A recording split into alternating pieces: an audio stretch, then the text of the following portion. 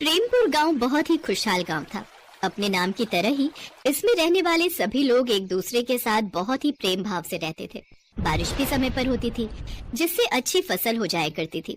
अगर कोई रोग बीमारी आती भी तो जल्दी ही लोग उससे छुटकारा भी पा लेते थे। सभी जगह खुशहाली ही खुशहाली थी और इस खुशहाली की वजह थी प्रेमपुर गांव में बना दुर्गा माँ का मंदिर। उस मंदिर में दुर्गा माँ की भव्य मूर्ति थी। सभी गांववासी हर रोज मंदिर जाकर उस मूर्ति की पूजा किया करते थे। एक दिन गांव का मुखिया सबसे कहता है, सभी गांव वाले मेरी बात ध्यान से सुनो। सालों साल चली आ रही परंपरा के अनुसार इस साल भी हम सब गांव वाले माता के मंदिर में बड़े धूमधाम से भव्य जागरण करेंगे। मैंने दुर्गा माँ के लिए शहर से नए कपड़े भी ऑर्डर कर दिए हैं। गांव की महिलाओं द्वारा माँ को नया लाल जोड़ा पहनाया जाएगा और उनका श्रृंगार भी किया जाएगा।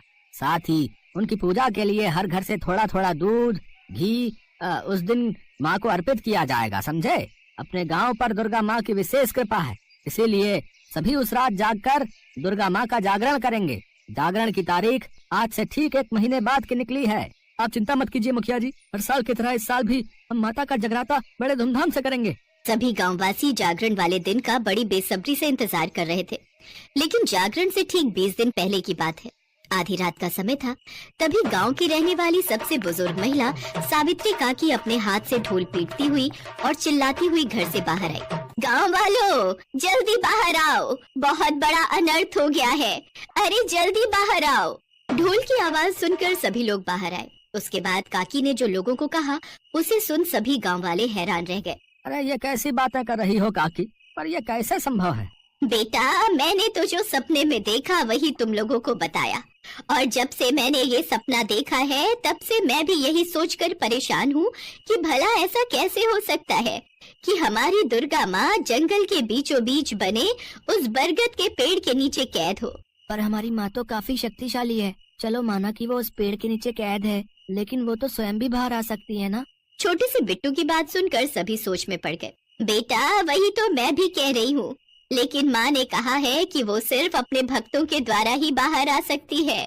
सभी गांववासी काकी की बात को सुनकर हैरान तो थे, लेकिन गांव की सबसे बुजुर्ग महिला की बातों को नजरअंदाज भी तो नहीं किया जा सकता था ना। इसीलिए सभी लोगों ने बिना वक्त गवाए उसी रात जंगल जाकर वो बरगद का पेड़ काट डाला और उसके नीचे खुदाई शुरू कर दी। 2 घंटे खुदाई करने के बाद जो गांव वालों ने देखा उसे देख सभी हैरान रह गए। देखा, मैं न कहती थी हमारी दुर्गा माँ कैद है इस पेड़ के नीचे। सभी लोगों ने देखा तो उनकी आंखों के सामने साक्षात दुर्गा माँ थी। उनकी 10 भुजाएं थी। उनके चेहरे पर एक तेज था और चेहरे पर मुस्कान थी। गांव वालों ने उन्हें पालकी में बिठाया और जोर जोर से माता का जयकारा लगाते हुए अपने गांव के मंदिर की ओर चल दिए। जोर से बोलो जय माता दी, सारे बोलो जय माता दी, मिलकर बोलो जय माता दी, जय माता दी, जय माता दी। कुछ देर बाद उन्होंने पालकी लाकर मंदिर में रख दी। तभी दुर्गा माँ उनसे बोली, मेरे बच्चों, तुम लोगों की भक्ति ही मुझे यहाँ खींच लाई है। अब मैं तुम लोगों के बीच ही रहना चाहती हूँ, और अब जब मैं साक्षात तुम लोगों के सामने ही हूँ तो अब मेरी इस मंदिर में रखी मूर्ति की कोई जरूरत नहीं है। तुम इसे बहते पानी में विसर्जित कर दो और मुझे उस मूर्ति के स्थान पर विराजमान होने की जगह दो। माता की आज्ञा पर लोगों ने उस सैकड़ों साल पुरानी मूर्ति का विसर्जन कर दिया और साक्षात माँ को उस स्थान पर बैठाकर उनकी पूजा करने लगे। जागरण से कुछ पहले घटी इस घटना ने गाँव में भक्ति का एक अलग ही वातावरण लाकर रख दिया था। कल तक जो मूर्ति की पूजा करते थे वो अब साक्षात माँ की पूजा करते हैं। लेकिन माता के स्थापित होने के 2 दिन बाद ही उस गांव में तरह तरह की घटनाएं घटने लगी। लोगों के बीच प्रेम भाव खत्म होने लगा। घरों में चोरियां होने लगी। बुजुर्गों का अपमान होने लगा। सुनो जी, बहुत कर लिया मैंने तुम्हारे बूढ़े माँ बाप की सेवा। अब बस और सेवा पानी नहीं होती मुझसे। या तो तुम उन्हें कहीं छोड़ाओ, नहीं तो मैं तुम्हें छोड़कर जा रही हूँ। अरे तू क्या, मैं खुद इन बुढ़ों से परेशान हो चुका हूँ। अभी मैं उन्हें बाहर का रास्ता दिखाता हूँ। बिरजू अपने कमरे से बाहर जाता है और अपने बूढ़े माँ बाप को धक्के मारकर बाहर निकालने की कोशिश करता है। हेलो, निकलो अब यहाँ से। बेटा, कुछ तो हम पर रहम खा। अपने बूढ़े माँ बाप को कौन इस उम्र में घर से बाहर निकालता है? बेटा, बाहर तो बहुत तेज बारिश हो रही है। आधी रात को हम इस बारिश में कहाँ जाएंगे? हमें कल सुबह तक का वक्त दे दो, सुबह होते ही हम चले जाएंगे। अजी, ये सब तो इन बुढ़ों का बहाना है। मैं कहती हूँ निकालो इनको लात मारकर बाहर। ये सिर्फ एक घर की कहानी नहीं थी, बल्कि हर घर में यही चल रहा था।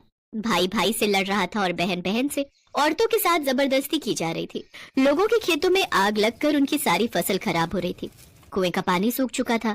लेकिन दुर्भाग्य का सिलसिला यही नहीं थमा और लोगों की अचानक मौत तक भी होने लगी। एक दिन सरिता की 5 साल की लड़की की अचानक से मौत हो गई। हाय मेरी बच्ची, ये क्या हो गया तुझे?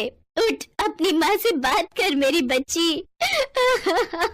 लोगों को कुछ समझ नहीं आ रहा था कि आखिर गांव में ये अशुभ घटनाएं हो क्यों रही हैं, जबकि अब तो दुर्गा माँ साक्षात उनके गांव में विराजमान है। छोटे से दुर्गा भक्त बिट्टू के दिमाग में भी ये बात बार बार आती थी, लेकिन वो माँ का ध्यान करता रहा। लेकिन एक रोज उसके पापा का भी अचानक निधन हो जाता है। पापा पापा उठो ना पापा, अब मेरे साथ कौन खेलेगा? उठो ना पापा। लेकिन वो नहीं जानता था कि अब उसके पापा कभी नहीं उठेंगे। बिट्टू और उसकी माँ का रो रो कर बुरा हाल था, लेकिन गांव का कोई भी व्यक्ति उनका दुख बांटने नहीं आया। बिट्टू और उसकी माँ ने अकेले ही बिट्टू के पिता को अग्नि दी और उसका अंतिम संस्कार किया। रात को बिट्टू जब घर लौटा तो उसको नींद नहीं आ रही थी और वो गुस्से में उठ खड़ा होता है और कहीं जाने लगता है। तभी उसकी माँ, बेटा बिट्टू, आधी रात को तू कहाँ जा रहा है? माँ, मैं मंदिर जाकर दुर्गा माँ से पूछूंगा कि उन्होंने मेरे पापा को मुझसे क्यों छीना। ये कहकर बिट्टू गुस्से में चला जाता है। उसकी माँ भी उसके पीछे पीछे चली जाती है। वो दोनों रात को ही माता के मंदिर गए, जबकि माता की आज्ञा के अनुसार कोई भी रात को मंदिर नहीं आ सकता था और जो कोई भी ऐसा करेगा उसे माता के क्रोध का शिकार होना पड़ेगा। लेकिन उन दोनों को तो जैसे इस बात की परवाह थी नहीं। वो दोनों जब मंदिर पहुंचे तो वहाँ का नजारा देखकर थर थर कांपने लगे। वहाँ माता तो थी ही नहीं, बल्कि एक भयानक राक्षसी थी। उसके 5 हाथ और 3 सर थे। उसका शरीर भयानक काले रंग का था और बड़े बड़े नुकीले दांत थे। उनको देख राक्षसी बोली, कौन हो तुम और इस वक्त यहाँ क्यों आए हो? पहले आप बताइए, आप कौन है और हमारी दुर्गा माँ कहाँ है? दुर्गा माँ? मैं ही हूँ तुम्हारी दुर्गा माँ। अब करो मेरी जय जयकार। वो राक्षसी ताड़का थी। सभी दुर्गा माँ की पूजा करते थे। इस बात से वो बहुत चिढ़ती थी। वो चाहती थी कि दुर्गा माँ की तरह लोग उसकी भी पूजा करें। उसने तंत्र मंत्र की विद्या से कई काली शक्तियाँ हासिल कर रखी थी। उसने अपनी शक्तियों से सावित्री काकी के शरीर में प्रवेश किया और लोगों से झूठ कहा कि माता बरगद के पेड़ के नीचे कैद है। उसने ही ये सारी माया रची थी और वही उस पेड़ के नीचे कैद थी। अब मैं इस गांव की माता हूँ और अब तुम सब सिर्फ मेरी ही जय जयकार करोगे। ये सब मेरी ही रची हुई माया थी जिसमें तुम सब बेवकूफ फंस गए। बिट्टू और उसकी माँ ने जल्दी से अपनी आंखें बंद की और दुर्गा माँ का ध्यान करने लगे। तभी वहाँ जोरदार बिजली कड़की और साक्षात दुर्गा माँ प्रकट हुई। दुर्गा माँ, आप जय दुर्गा माँ, जय दुर्गा माँ। जय माँ दुर्गा। अच्छा, तो तू यहाँ भी आ गई। चल, अब जैसे मैंने तेरी मूर्ति का विसर्जन किया वैसे ही अब तेरा भी खात्मा कर देती हूँ। ये कहकर उसने अपनी मायावी शक्ति से एक तलवार प्रकट की और दुर्गा माँ की तरफ फेंक दी। लेकिन दुर्गा माँ ने अपने त्रिशूल से उस पर वार किया, जिससे उसके शरीर के हजारों टुकड़े हो गए और उसकी मौत हो गई। हे माँ, तुमने हमारे गाँव को अपनी कृपा से क्यों वंचित कर दिया? लौट आओ माँ, लौट आओ। बेटे, अब मैं फिर से यहीं रहूंगी और इस गांव को छोड़कर कहीं नहीं जाऊंगी। जहाँ तुम जैसे भक्त हो, मैं उस गांव को नहीं छोड़ सकती। ये कहकर माँ ने अपना दाहिना हाथ उठाया और उससे एक तेज उत्पन्न हुआ। उस तेज से गांव फिर पहले जैसा हो गया। लोग प्यार से रहने लगे।